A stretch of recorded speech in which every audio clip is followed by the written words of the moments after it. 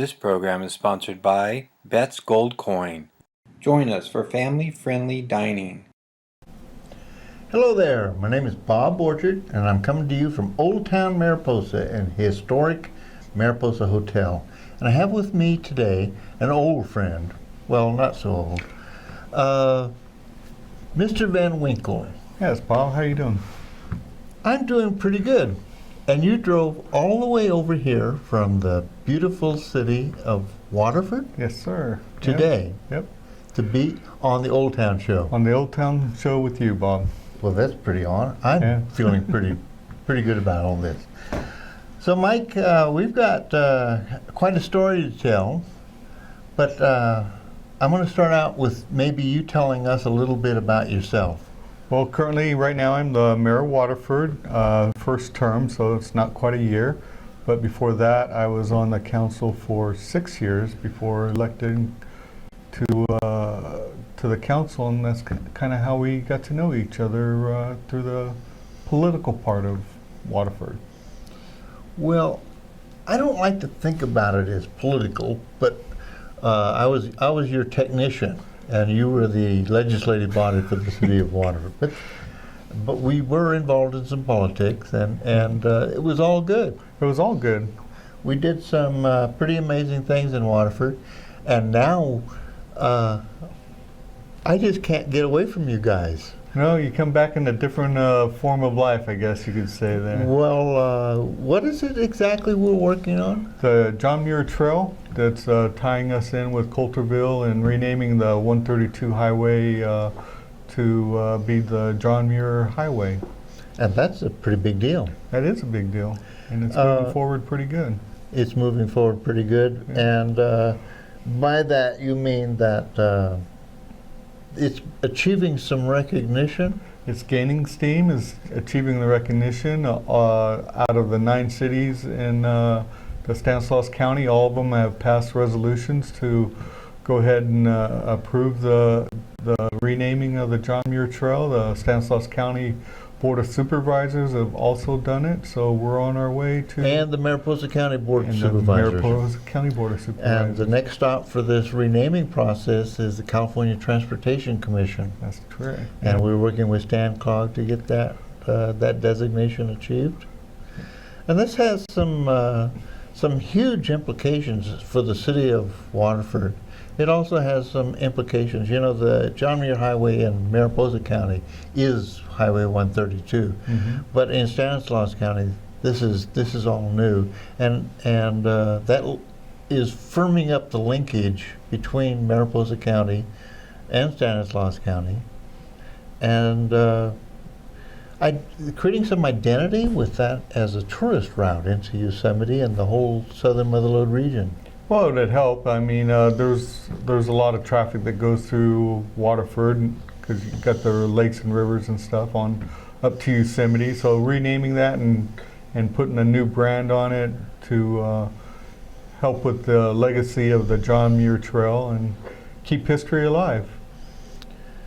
Keeping history alive. That's really kind of an important mission. I think so. I think you always got to keep that in mind in the history and teach the younger generation how we got to where we are now. So. Well, it's not just the younger generation. You know, we are a state of immigrants.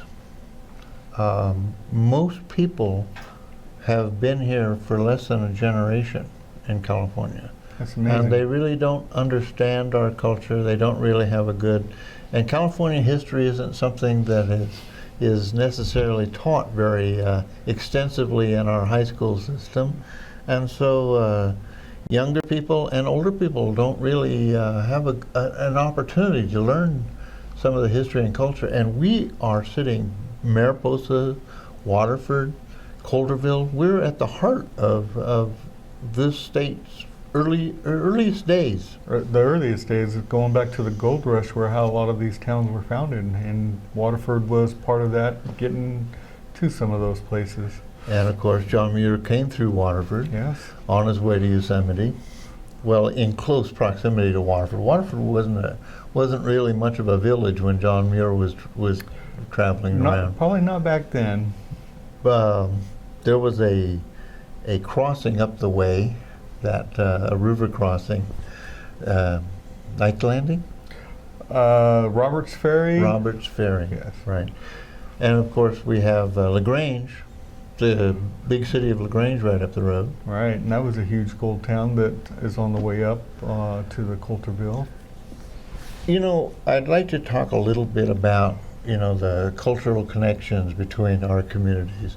We've had a football rivalry for some time. Going back a few years. The days when I was the planning director in Waterford, and I had to split the halves on which side of the stadium I sat in. So you sit on one side for half, and then go sit on the other side. So for the other half, and we've had some ups and down seasons, and good friends, and you know, I supported both teams in as a business, and it's a great rivalry that we have, and it's a great school, Waterford. Waterford is a great school. It's got one of the higher ratings for education. It's being a small town of 8,000 people. That's quite astonishing. It's a newer high school. My son-in-law, I think, was the first graduating class of that high school before they were busing them to Oakdale and Riverbank. One of my favorite projects working over there was the river trail system, and that system is coming to fruition just as we're approaching this John Muir designation. It's kind of all linked together now, isn't it? It all comes together. You want to tell the folks out there a little bit about what that's about? Well, the river trail is, like Bob alluded to, is being developed right now. We've got almost 2 miles of the riverfront property, and we're developing that trail system from River Point to where the high school is. River Point is a large residential development on the eastern side of town. Yes. And our grand opening is scheduled for November 21st. Life is good, huh? Life is good. And now with the John Muir Trail getting renamed, and hopefully get a visitor center down there for the geotourism, and linking up with the UC Merced for the teaching and appreciation of the river and our history. You know, I want to hit on that a little bit. This is a new relationship. It started in the spring of this year, and we have connected Coulterville, Mariposa, and Waterford. Now Waterford, yeah. With the University of California Merced's community outreach program, we have student interns. We're not talking about freshmen here. These are graduate level students, PhD candidates. Correct, yes. Who are doing major projects. Researching and putting together projects for our communities. And this is something that, you know, when we were working on establishment of that campus in this Central Valley area, we envisioned as being a benefit, a fallout, and it is coming to fruit, and it's all happening this year. You know, we have the professors and the administrators of UC Merced doing a dynamite job of bringing the resources that campus to play in our communities. And it's not just the UC Merced that we're hoping to get to help educate. We used to have a program for the elementary schools where they would bus them down there, and they would do somewhat of a river walk and teaching them about how the life of the river and all that. And so we'd like to maybe reopen that and revisit that too. Start them at a younger age to let them know what it is to... And this, of course, falls right into one of my passions, you know, environmental education. Correct. Yes. And we're at a time where our environments are particularly stressed with the rainfall issues and drought. And, you know, nature has been really impacted by what's going on right now, and building that awareness in our school children and our adult populations as well is a big role and a benefit of this whole program. Yeah, I think education is a key, and it's the fine balancing of the farming, the water, and the fish population in the rivers to help keep everything sustainable for our future generations. And I think it's just important that we teach the younger kids, and like you said, maybe some of the older ones that maybe don't know about it. So it's important in finding that correct and fine balance. I'm a firm believer in lifelong learning. Every day I wake up and learn something new. Part of it is a result of that guy over there, Mr. Hebern. Walt Hebern. He's our multimedia professional here, is making all this broadcasting possible. That's great too.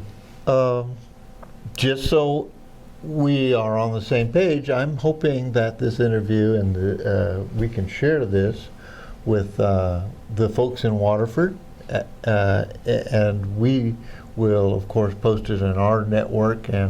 But I plan on creating a link to our YouTube show and connecting with the City of Water's Facebook page. That'd be great. And just to kind of sum it up, after the last StanCog meeting, we had a discussion and talking with Modesto. We've moved this further down the link to link up with them, and they're on board with the geotourism. And their idea is maybe in the future have Modesto link all the way up to Waterford for a river park that maybe could go all the way eventually. So wouldn't that be great? Wouldn't that be awesome? Yeah. That river, I spent a lot of time on that river. Growing up as a kid, that's where I spent a lot of time too. So. Well, I was working my way past being a kid, but I do remember the rope swing before the deputies would come out and annually cut it down because of the hazard it represented. I would always take a swing out on the river on the rope swing. Hang on for dear life because I was always fully clothed. But that river has become a major asset for that community. We built our plan around that river asset. Yes. And so it's not the back door to the city, it's the front door. And the parkway, you have a million and a half. It's about $1.5 million state grants there. State funds to improve that parkway. Right. And the city has been in an aggressive land acquisition program for a strip of land all along that park. And to tie it in, we own 19 acres right next to it that hopefully we could develop to like a regional park maybe for the future too. Mm-hmm. So yeah, the city of Waterford for the last since 10 years or so has been pretty aggressive trying to see this dream come true. So. And I have to drop a couple of names. There's a fellow by the name of Charles Deschaines. Charles Deschaines, our former city manager. He's one of the people that hired me over there. And then there was another fella, one of your predecessors. One of our former mayors who now serves on the board of the John Muir Trail, Mr. Chuck Turner. Charles Turner, yes. He's a clamper. Did you know that? I've heard. He told you? Yeah. There's quite a few clampers there in Waterford. That's another big connection between Waterford and Mariposa that some people aren't quite aware of. Matuka up at this end, and you have Stanislaus down in the valley, and we have our spring doings up here, and we get quite a turnout from the Stanislaus chapter. Chapter 58, ECV 58, I believe it's called. Yes. Yes. So there's several people that I know that are in that, but it's people don't realize the good the clampers do too. It's not just about your doings or whatever, the monuments that they put up and what they give back to the... It's part of this historical education, cultural awareness thing that this is all part of with the John Muir Trail and the John Muir Center. And I guess I'm getting the wrap-up sign. So I'm going to have to sign off, and I really appreciate you coming over it's been a pleasure, Bob. And visiting us. Glad we could do this. I'm glad we could do it too. I think this is really an important relationship, and to get it captured for the folks out there on this video is really important. I just say, can't wait for the next 10 years to see what it brings, how we could work together, and things we could do. Thanks, Bob. 10 more years. And for you folks out there, thank you very much for joining us today, and I hope to see you again soon.